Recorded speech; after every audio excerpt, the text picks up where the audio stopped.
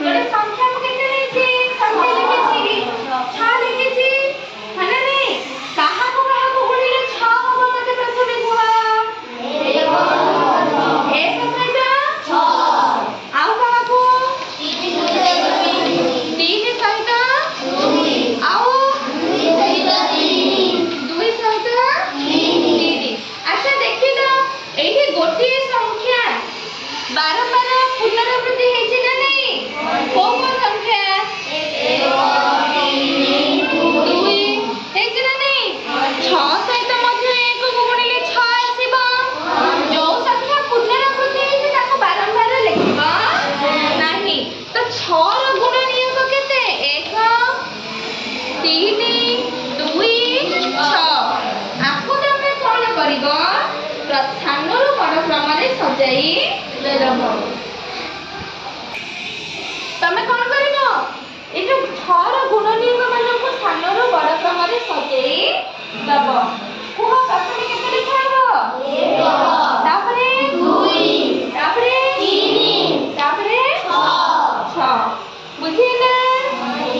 ମତେ କୁହ ସବୁ 6 ର ସବୁଠାରୁ ସାନ ଗୁଣ ନିୟମ କିଏ? 1। 6 ର ସବୁଠାରୁ ବଡ଼ ଗୁଣ ନିୟମ 6। ଅର୍ଥାତ୍ ସେହି ସଂଖ୍ୟାଟି ନିଜେ। ବୁଝିଲେ? ଏବେ ମୁଁ ତମକୁ କହି ଦଉଛି ଗୋଟେ ସଂଖ୍ୟାର ଗୁଣ ନିୟମ ନିର୍ଣ୍ଣୟ କରି ଦେଖ। 24 ନିଜେ ନିଜ ଖାତାରେ କର।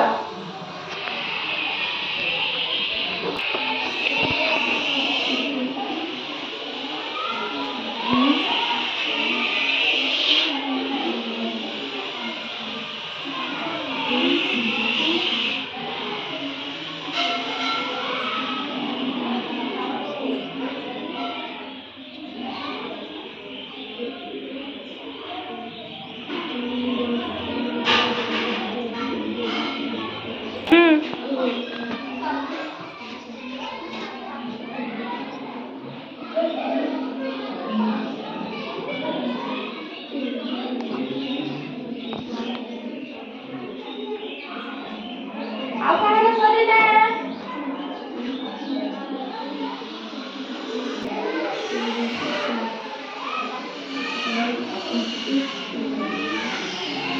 ଏଠି ଲେଖିନାହାନ୍ତି 24 ର ଗୁଣ ନିୟମ କିଏ କିଏ? 1 2 3 4 6 8 12 ସେହି ସଂଖ୍ୟାଟି ନିଜେ।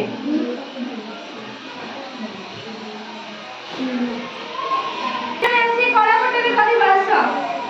ହେଇଗଲା? ହେଇଗଲା? ଦେଖିବା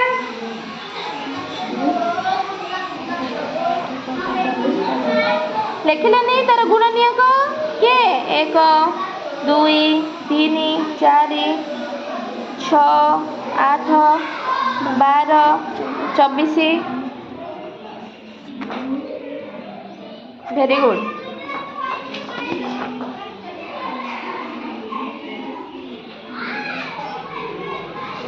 ଅଳପଟାରେ କର। ଅଳପଟାରେ କର।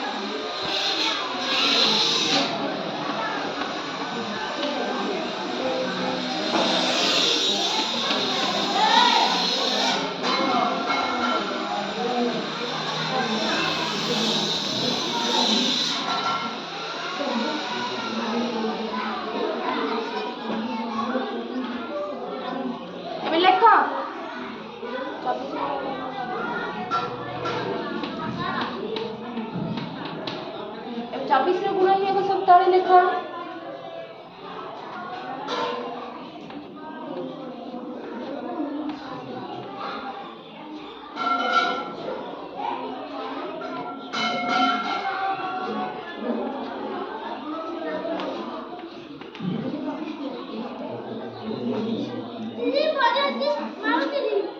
ठीक अच्छे देखिला ठीक अच्छे ठीक अच्छे सुना दिला बस एबे हमें कोन करिबा दुईटी संख्या को लेके गसा को निर्णय करिबा सिखिबा केमिति सिखिबा प्रथमे देखो बुझ एटा पूरा सहज उपाय जानि पाइला देखिबा हमें 4 और 8 रो गसा को काटिबा देखो 4 और 8 रो प्रथमे गुणनीयक निर्णय करिबा कोन करिबा गुणनीयक निर्णय करिबा केते केते होबो 4 रो 1 2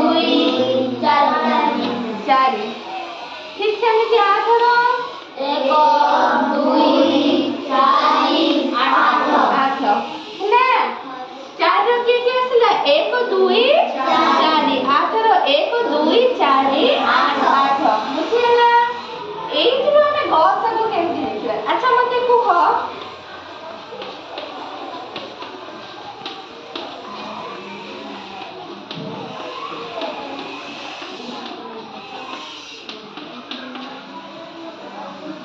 जहाँ को पचारिबे से कहलिबो ठीक अछि मते कुह 4 रो गुणनीयक को लिखिछि 8 रो गुणनीयक को लिखिछि ए 4 और 8 रो गुणनीयक भितरु कोडी को केउ संख्या समान अछि से 4 रे भी अछि 8 रे भी अछि देखो कଳାपटा को भलो भाबरे देखो देखि के कहिबो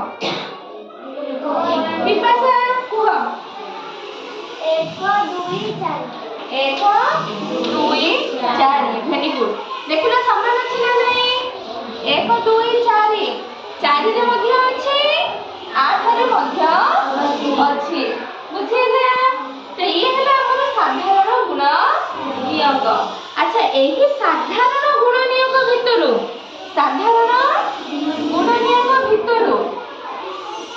सबुठारु सानो गुणनीयक की अछि 1 सबुठारु बड़ गुणनीयक की अछि 4 जी सबुठारु बड़ गुणनीयक आमी जो साधारण गुणनीयक बाहर करिछे से साधारण गुणनीयक भितरु जी सबुठारु बड़ बड़ की अछि 4 सिए हबो कोन गसागु कोन गसागु कोन वरिष्ठ साधारण गुणनीयक वरिष्ठ साधारण गुणनीयक वरिष्ठ माने बड़ बस वरिष्ठ माने कोन बड़ जानि परिलो एबे को तुम आउ गोटे जिंस देखि कि टेंशन गसा को निर्णय करना ये देखिलो कोन ये कोन मारी ना नहीं एबे मु कहिबी 4 रो गुणनीयक निर्णय करबा प्रथम आसिला 1 2 ना और सही संख्या नीचे हला ना नहीं 1 2 3 4 प्रथम आसीबो केते 4 रो गसा काढिबा प्रथम नेले हम 1 कला तापर नेले 2 तापर जदि मिसे दबा केते आसिला 4 आसिला मारी रो गुणनीयक काढिबा सिखिलो एबे मु तुमको दोछि केतला काढ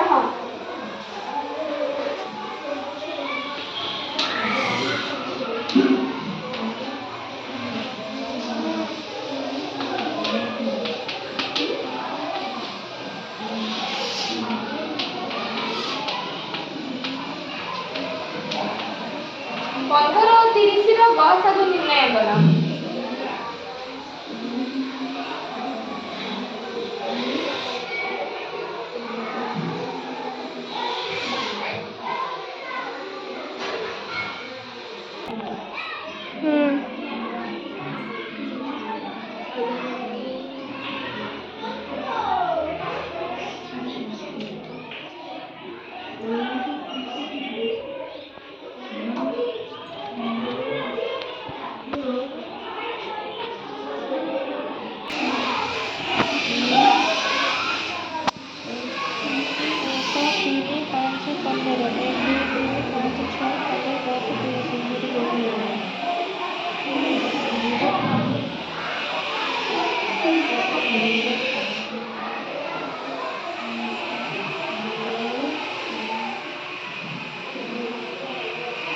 ତମେ ଏଠି କ'ଣ କରିଛ? 1 3 5 15 30ର 1 3 5 6 10 30 15 ହବନି କି? 15ରେ ଆମେ 2 ଗୁଣିଲେ 30 ହବ ନା ନାହିଁ? 15 ଦୁନେ 30, 5 ଦୁଗୁଣେ 10, 2 କୁ 2 1 3 ହେଲା। ତ ଏଠି ଆଉ ଗୋଟେ ସାଧାରଣ ଗୁଣନୀୟକ କିଏ ଆସିଲା? 15। ତ ଗସାଗୁ କେତେ ଆସିବ ଆମର? 15। ବୁଝିହେଲା?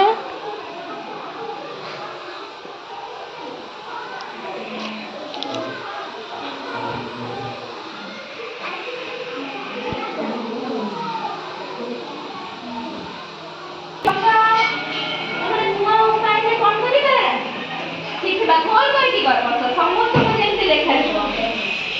ଗୋଲ ହେଇକି ବସ।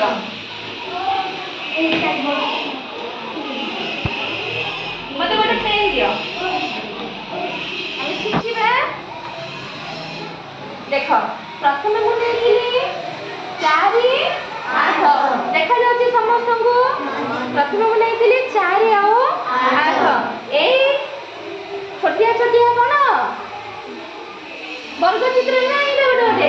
এই স্কয়ার বক্স দ্বারা ଆମେ କ'ଣ କରିବା? ଗସାଗୁ ନିର୍ଣ୍ଣୟ କରିବା ଶିଖିବା। ଦେଖ, ପ୍ରଥମେ ଲେଖିଦେଲ 4, ତାପରେ ଲେଖିଦେଲ 8। 4 ପାଇଁ କେତେଟା ସ୍କୟାର ବକ୍ସ ନବ?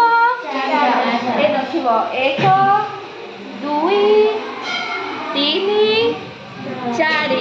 ଠିକ୍ ସେମିତି 8 ପାଇଁ କେତୋଟି ନବ? 8ଟି। ଏ ନେଲ 3 4 5 6 7 8।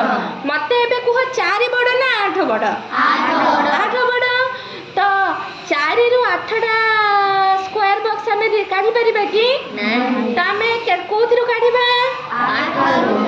8ରୁ କାଢ଼ିବା ନା ନାହିଁ? 1 2 3 4 5 6 7 8 ଅଛି।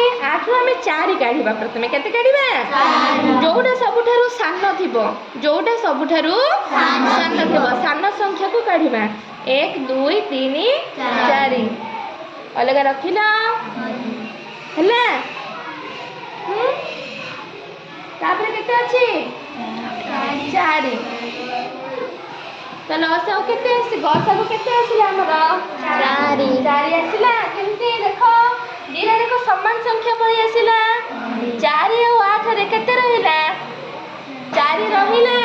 ଆ ପୂର୍ବରୁ ମୁଁ ତମକୁ ଗସାଗୁ ନିର୍ଣ୍ଣୟ କରିବା ଶିଖେଇଥିଲି। 4 ଆଉ 8ର ଗସାଗୁ କେତେ ଆସିଲା? ନିଜେ ନିଜେ ଖାତା ଟିକେ ଦେଖିଲ। ଦେଖ ଟିକେ, 4 ଆସିଲା। ଦେଖିବ ଯେତେବେଳେ ଉଭୟ ପଟେ ସମାନ ସଂଖ୍ୟା ପଳେଇ ଆସିବ, ଉଭୟ ପଟେ ସମାନ ସଂଖ୍ୟା ପଳେଇ ଆସିଲା। ଇଏ ଗଲା ଯୁଗ୍ମ ସଂଖ୍ୟା, ଇଏ ଗଲା ଯୁଗ୍ମ ସଂଖ୍ୟା। ଆମେ ଆଉ ଗୋଟେ ଦେଖିବା 7 ଆଉ 13। 7 ଆଉ 13। ପ୍ରଥମେ 7 ଆଉ 13 ତାକୁ କ'ଣ କରିବ? ଗାର ଦେଇଦେବ। କ'ଣ କରିବ? ଗାର। ଏବେ ମୋ ପାଖରେ ସିନା ଏଇ ସ୍କୟାର ବକ୍ସ ଅଛି ବୋଲି ତମେ କ'ଣ କରିବ? ତମ ପାଖରେ କିଛି ନଥିଲେ ତମେ ଗୋଲ ଚିହ୍ନ ନେଇକି କରିପାରିବ, କାଠି ଚିହ୍ନ ନେଇକି କରିପାରିବ। ବୁଝିହେଲା? ଦେଖ, ଏବେ କେତେ କେତେ ନବ? 7 13। ଇଏ 4 5 6 7। ଏପଟେ କେତେ ନବା? 13। 3 4 5 6 7 8 9 10 11 12 13। ଏବେ କୋଉଥିରୁ କାହାକୁ ପ୍ରଥମେ କାଢ଼ିବା ମତେ କହିଲ? 13ରୁ କେତେ କାଢ଼ିବା? 7 କାଢ଼ିବା। 13ରୁ କେତେ କାଢ଼ିବା? 7। 3 4 5 6 7। ବୁଝିଲା? 7 କାଢ଼ିକି ମୁଁ ରଖିଦେଲି। ଏଠି କେତେ ରହିଲା? 6 ରହିଲା। ଏବେ କିଏ ଅଧିକ ସଂଖ୍ୟାରେ ଅଛି କୁହ? 7। ଏବେ 7ରୁ ଆମେ କେତେ କାଢ଼ିବା? 1 କାଢ଼ିବା। କେତେ କାଢ଼ିବା? କ'ଣ କଲେ? ଯିଏ କମ୍ ସଂଖ୍ୟକ ଥିବ, ଅଧିକ ସଂଖ୍ୟକରୁ ଆମେ ସେତିକି ସଂଖ୍ୟାଟା କାଢ଼ିବା। ଏବେ କେତେ କାଢ଼ିବା? 6। 2 2 4 2 6। 6 କାଢ଼ିଦେଲି। ଏବେ 7 ଘରେ କେତେ ରହିଲା? 13 ଘରେ କେତେ ରହିଲା? 6 ରହିଲା। 1ରୁ ଆମେ छ काढी परिबा कि किंतु 6 रु हमें 1 काढी परिबा ना नहीं ये अछि 1 गोटे 1 काढिलो पुनर्भर आउ गोटे 1 काढिलो ये अछि 1 पुणे आउ गोटे 1 काढिलो बुझिला आ सहित सम्मान करके आउ गोटे 1 काढी देलो आ सहित सम्मान करी आउ गोटे 1 काढी देलो देखिलो उभय घरे सम्मान आसिला ना नहीं 1 1 आसिला तो 7 रे आसिला 1 13 रे आसिला 1 तो गसा को केते हबो 1 हबो बुझिला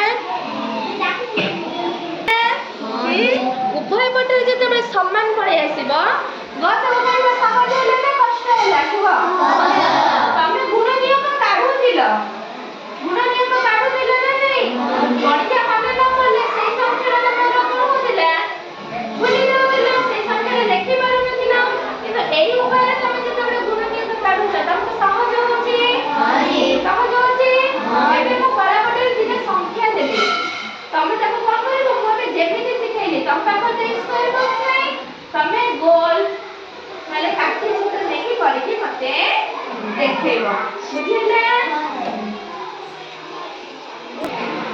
18 से का करी तो 50 काढ शीघ्र काढी लिखो केते आसीबो एबे तमको मो जे उपाय रे सिखाइले सेही उपाय रे ही करिवो के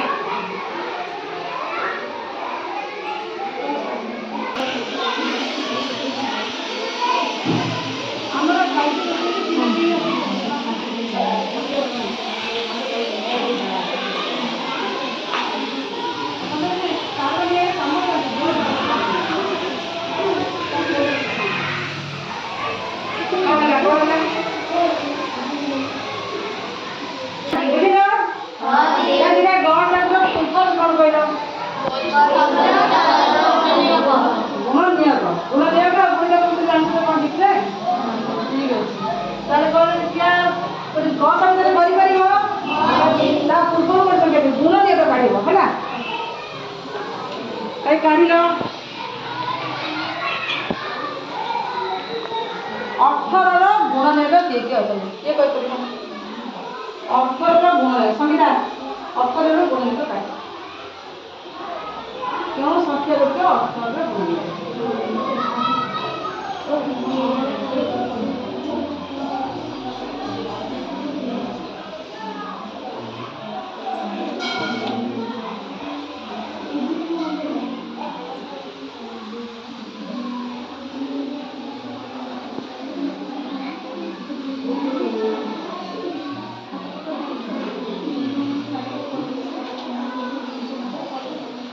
देखिलो ठीक अछि ना अपन छाड़ दे छी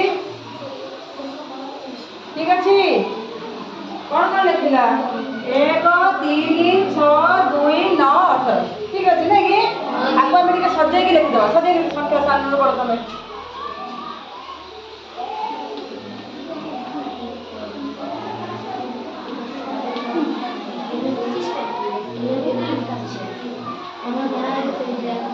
हला ये हला गुण नेब बर्तमान आउ संख्या गुण नेब के काढिबा आस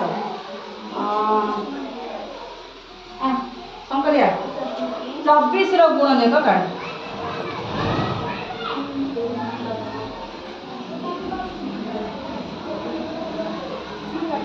एडी कहर कारण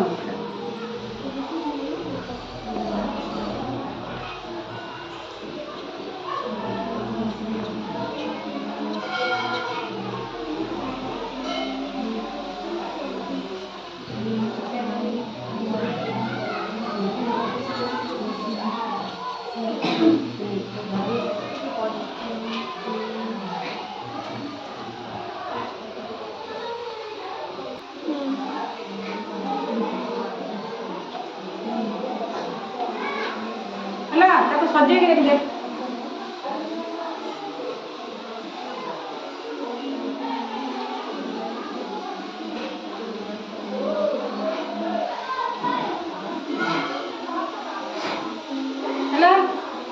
एबे आसला 18 24 पळी आसला एतर साधारण के अछन कहि परिबो को ସଂଖ୍ୟା ଗୁଡ଼ିକ ସାଧାରଣ ଅଛି। ସାଧାରଣ କଲେ କମନ ଏଇଥିରେ ଥିବ ସେଇଥିରେ ଥିବ। 18 ସେ ଗୁଣନୀୟକ ଅଛି ଆଉ 24 ବି ଥିବ। କିଏ କହିପାରିବ? ଆସ ଅଙ୍କିତା ରାଉଣ୍ଡ ବୁଲା ଯୋଉଟା ସାଧାରଣ ଅଛି ତାକୁ ରାଉଣ୍ଡ ବୁଲେଇବ। ସେଇଥିରେ ଏଇଥିରେ ଦୁଇଟା ରାଉଣ୍ଡ ବୁଲା।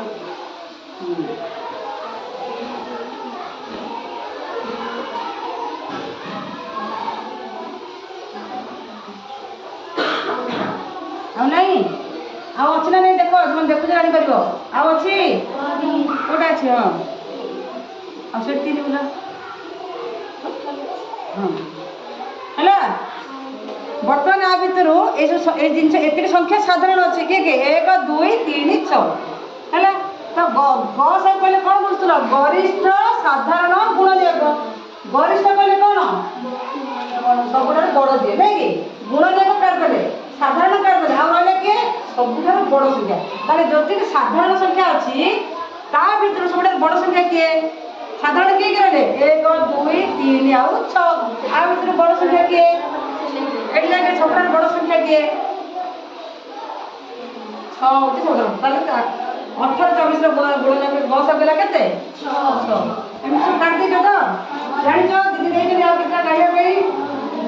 ତାହେଲେ ଆଉ ଗୋଟେ ସଂଖ୍ୟା ପଚାରୁଛି କହିଲ, ସବୁଠାରୁ ଛୋଟ ଗୁଣନୀୟକ କିଏ? 18 ହଉ କି 24 ଗସରେ ସବୁଠାରୁ ଛୋଟ ଗୁଣନୀୟକ କିଏ? ସବୁଠାରୁ ବଡ଼ ଗୁଣନୀୟକ କିଏ? ସେ ନିଜେ ହେଲା। ପ୍ରତି ସଂଖ୍ୟାର ଛୋଟ ଗୁଣନୀୟକ ହେଉଛି ସେ ନିଜେ 1 ଆଉ ବଡ଼ ହେଉଛି ସେ ସଂଖ୍ୟା ହେଲା। ଏତିକି ସବୁ କ୍ଲିୟର ହେଇଛ? ଏବେ ଗୋଟେ ଡାକିଲେ କରିପାରିବ, ଡାଇରେକ୍ଟ କରିପାରିବ। ମନେକର ପଡ଼ିବ 15 ଆଉ 21ର ଗୁଣନୀୟକ। ଗସାକୁ କାଢ଼ିବ। ଗସାକୁ କାଢ଼ିବ କିଏ? ଡାଇରେକ୍ଟ କାଢ଼ିପାରିବ 15 ଆଉ 21ର ଡାଇରେକ୍ଟ କାଢ଼ିପାରିବ। ଡାଇରେକ୍ଟ ଶିଖିଛନ୍ତି ଏଇ ପ୍ରଶ୍ନ।